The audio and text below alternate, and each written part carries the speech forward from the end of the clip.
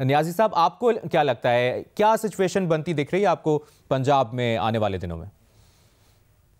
देखिए, ये दो चीजें हैं, जरा इनको थोड़ा सा आपको जो है ना अलग-अलग करके देखना होगा। पहली बात यह है कि आया इमरान खान साहब खुद कन्विंस्ड हैं कि असेंबली को डिसॉल्व होना चाहिए 26 नवंबर। यस, आज वो अपने तौर पर खुद भी कन्विंस्ड नहीं है और उन्होंने ये बात जो क्लोज अपने सर्कल में जो बात हो रही है वो ये कह रही है कि जी पंजाब असेंबली पहले डिसॉल्व होगी तो नेशनल असेंबली और फिर खैबर पख्तूनख्वा का हम तब सोचेंगे। बल्कि इमरान खान साहब ने 4 दिन पहले जब ये बिल्कुल शद्द से मसला उठाया गया था तो शामिल कुरैशी साहब ने कहा था कि अभी हमारे जो उन्होंने शकूक और शुबात पैदा किए थे कौमी असेंबली से मुस्तफी होने के, तो उसके अंदर भी एक बात इनकॉर्पोरेटेड उसको ये समझा गया कि शायद शामिल कुरैशी डिफाई करें। नहीं, ये तहरीक इंसाफ की पॉलिसी थी, उससे तय हो गया था कि कौमी असेंबली का मुस्तफी होना या उसके लिए असर्टिव होना उस वक्त इसके लिए हम उसको परसू करेंगे जब पंजाब असेंबली जो है उसका मंतकी अंजाम पहुंच जाए। दूसरा सा यह है कि इमरान खान साहब क्लोज सर्कल में और अपने करीबी साथियों के दरमियान कन्विंस्ड हैं कि असेंबली तहलील करना हमारे लिए ज्यादा मसाइल पैदा कर देगा दोनों असेंबली।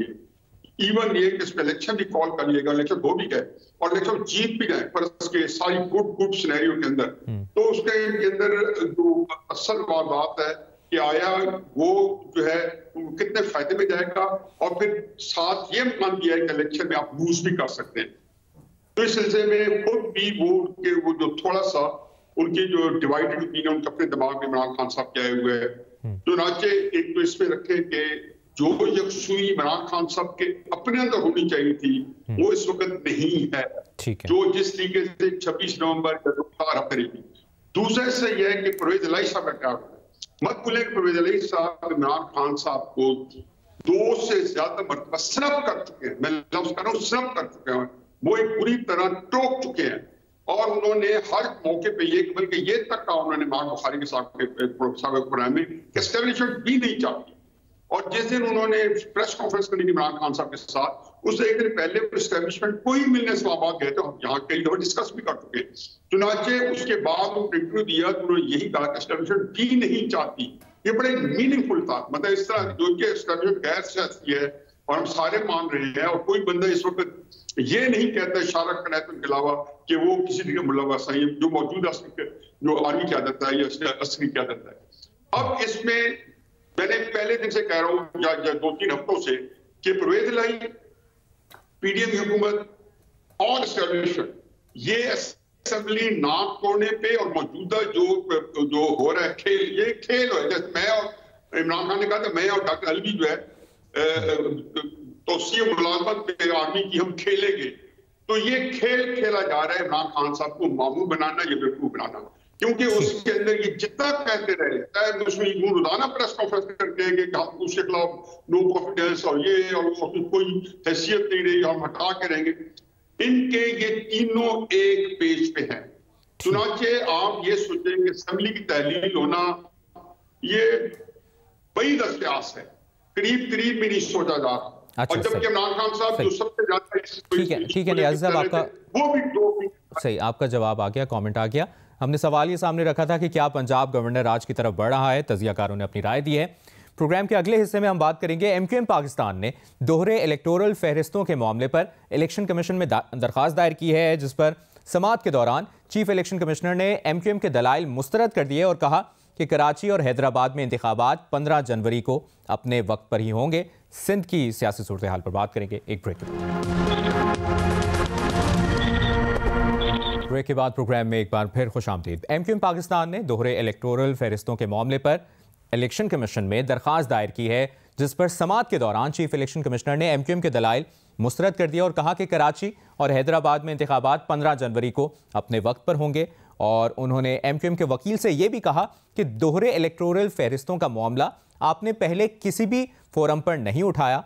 उन्होंने एमक्यूएम को जवाब दिया कि वो दोहरे इलेक्टोरल रूल्स पर इलेक्शन नहीं हो रहे। दूसरी जानिब हल्का बंदियां दुरुस्त करने के मुतालिबे पर सूबाई वजीर सईद गनी ने एमक्यूएम को जवाब दिया है कि हल्का बंदियां और इंतखाबात करवाना इलेक्शन कमीशन का काम है। एमक्यूएम को बल्दियाती इंतखाबात पर कई तहफ़्फ़ुज़ात हैं। सवाल यह है अपने पैनलिस्ट के सामने कि क्या एमक्यूएम के पास बल्दियाती इंतखाबात के बॉयकॉट करने के अलावा कोई और हल है या नहीं? इरशाद भट्टी साहब, क्या सवाल किया और किन लोगों का सवाल किया है। लग रहा है कि मिजाइया फिल्म चल रही है, वो छोटू मोटू पतलू मोटू के पता नहीं छोटू मोटू कार्टून चल रहे हैं। यानी ये कैसे लोग हैं कि इनके पास क्या हल है? गवर्नरशिप, वो अभी आया एक इंकशाफात हुए हैं कि इनमें से किसी ने एक ने कहीं फ़ोन करके कहा था कि हमें गवर्नरशिप मिल सकती है, हमें कराची की मेयरशिप मिल सकती है। नहीं मिल सकती, चलो तो फिर हम उधर से जाके ले लेंगे। हट्टी सजाई हुई है, दुकानें लगी हुई हैं और सेल है सब कुछ।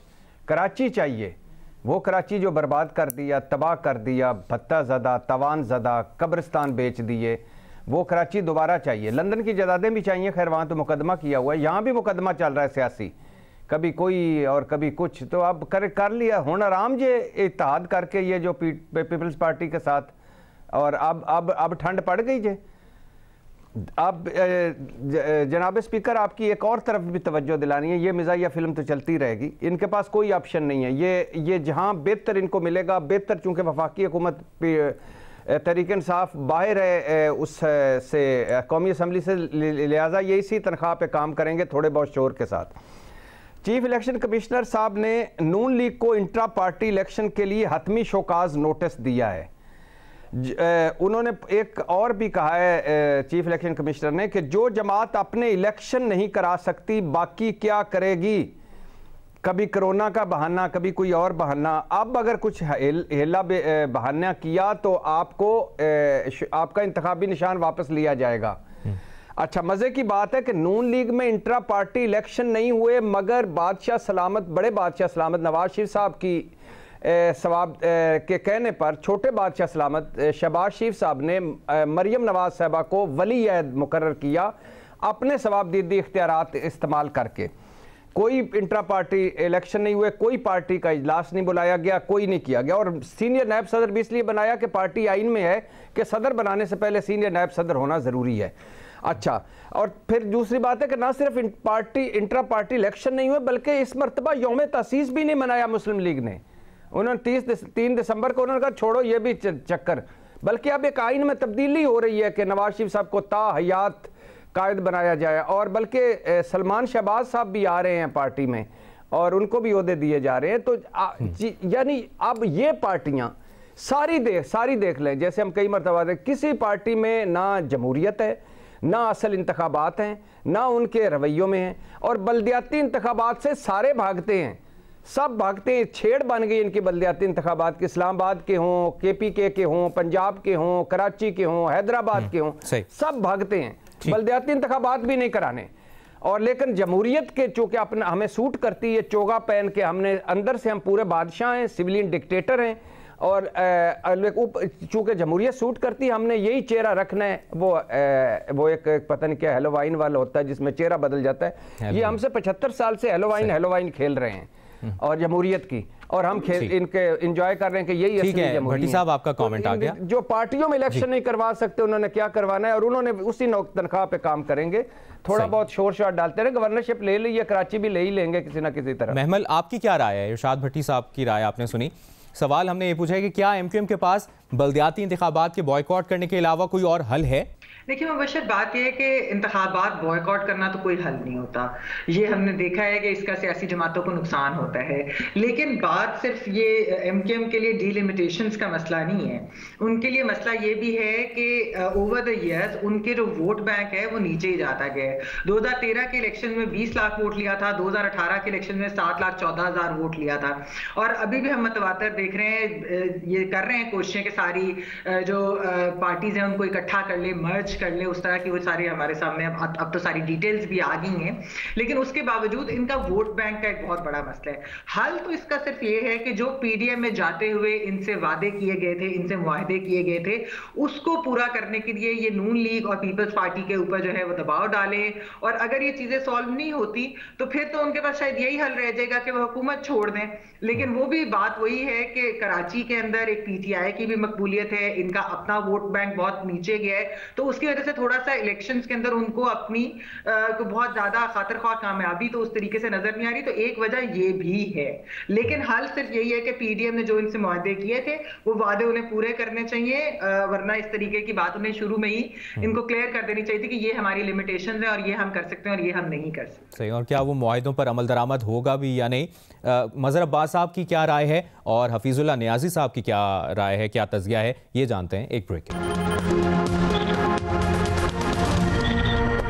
के बाद। प्रोग्राम में एक बार फिर खुशामदीद। मजहर अब्बास साहब, आपने राय जानी महमल सरफराज साहिबा की और इरशाद भट्टी साहब की ब्रेक से पहले, और जो मुआहिदों पर अमल दरामद की भी बात की जा रही है, और जो सवाल हमने आप सबके सामने रखा है कि आपकी क्या राय है, आपको क्या लगता है एमक्यूएम के पास बल्दियाती इंतखाब के बॉयकॉट करने के अलावा कोई और सोल्यूशन है, कोई और हल है?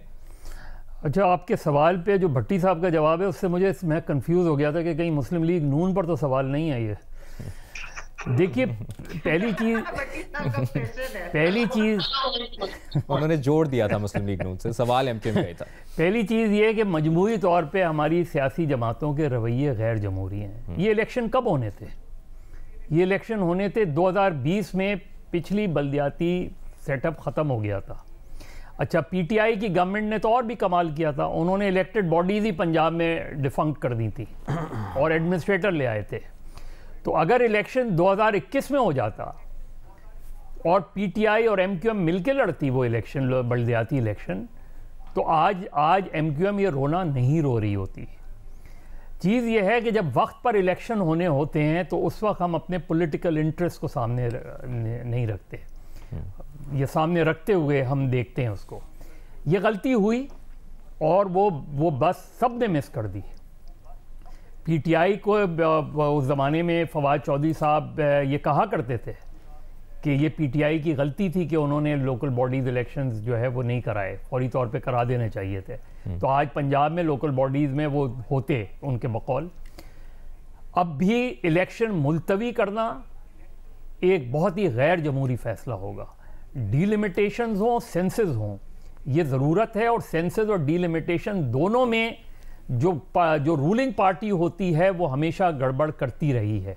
आज से नहीं करती रही है, माजी में भी हुआ है, इससे पहले भी मुशर्रफ साहब के पीरियड में भी हुआ है, उससे पहले भी हुआ है, जनरल ज़ियाउल हक के पीरियड में भी हुआ है। जब लोकल बॉडीज इलेक्शंस होते थे तो उसमें डीलिमिटेशन वगैरह में गड़बड़ होती थी, बल्कि उस वक्त तो मेयर के कैंडिडेट्स को या काउंसलर्स को भी अगवा कर लिया जाता था। तो ये सारी चीज़ें रही हैं। एमक्यूएम क्या करेगी? एमक्यूएम आज अपनी तारीख की वीकेस्ट पोजीशन पे है, लेकिन उसके बावजूद अगर ये इनका इत्तेहाद होता है तो इन्हें लोकल बॉडीज़ में जाना चाहिए। क्या होगा? मैक्सिमम हार जाएंगे आप, लेकिन ऐसा तो नहीं होगा कि आपको एक भी यूसी ना मिले। और अब भी अगर पीपल्स पार्टी के साथ आपका एक एडजस्टमेंट है तो वो एडजस्टमेंट आप कोशिश करें कि आप ज़्यादा से ज़्यादा यूसी जीतने की कोशिश करें, क्योंकि अल्टीमेटली कोई भी दो जमातें मिलके, क्योंकि कोई भी इस चीज़ के इम्कान बहुत ही कम है कि कोई एक जमात क्लीन स्वीप करेगी कराची में। बिल्कुल, इस चीज़ का बहुत कम इम्कान है कि कोई एक जमात क्लीन स्वीप करेगी हैदराबाद में।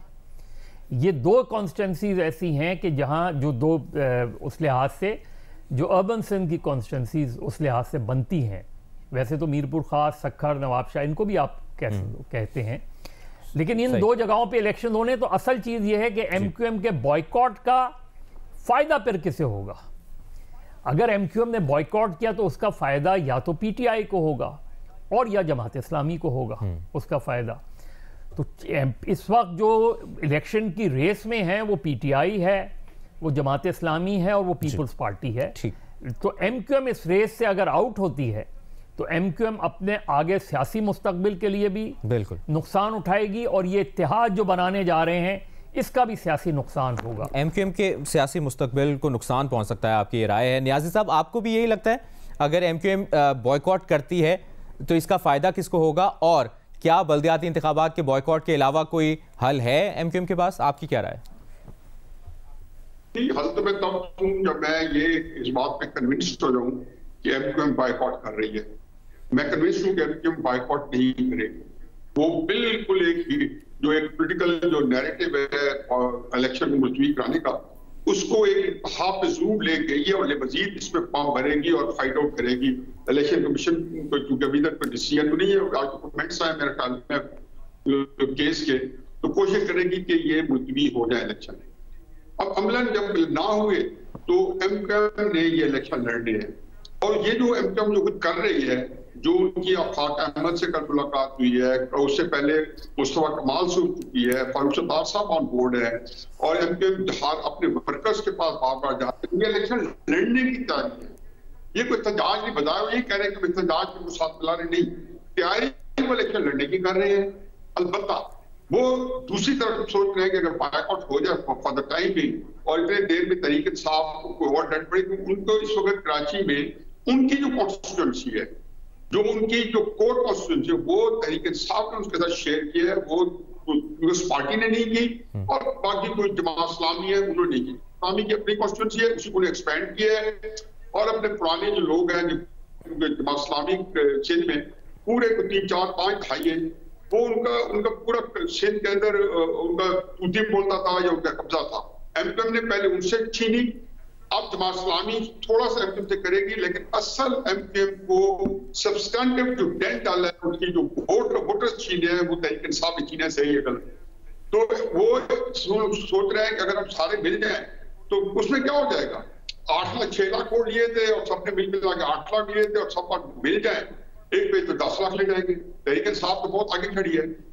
अब देखें कि उसमें उनके साथ, जैसे मदर साहब ने कहा कि फिर हो सकता है कि पीपल्स पार्टी के साथ उनकी अंडरस्टैंडिंग होगी कि अभी हम अपना इलेक्शन लड़ते हैं, फिर उनकी जो जो उर्दू स्पीकिंग एरिया था उनमें तो 12 से पीपल्स पार्टी मौजूद है। छोटे इलेक्शन होते हैं तो ज्यादा होती है। तो मैं समझ लूँ कि हम इलेक्शन भी लड़ेगी, किसी मैं दूसरे सवाल के ऊपर गौर ही नहीं कर रहा हूँ कि उसके पास क्या ऑप्शन है, और ऑप्शन है ही भी नहीं। और जितना उनको पॉलिटिकल एक्यूमेंट है, चाहे वो इस वक्त फिफ्टी जमात है, चाहे उनका प्रेशर है, लेकिन सियासी समझबूझ उनमें बहुत ज्यादा। कराची के हवाले से या मदर साहब हम भी जानते हैं या सियासत में एमक्यूएम जानते सबसे ज्यादा। तो इसलिए मदर साहब का भी ये फरमाया हुआ है, वही हर पे आकर है, और एमक्यूएम भी जो काम करेगी वो वही करेगी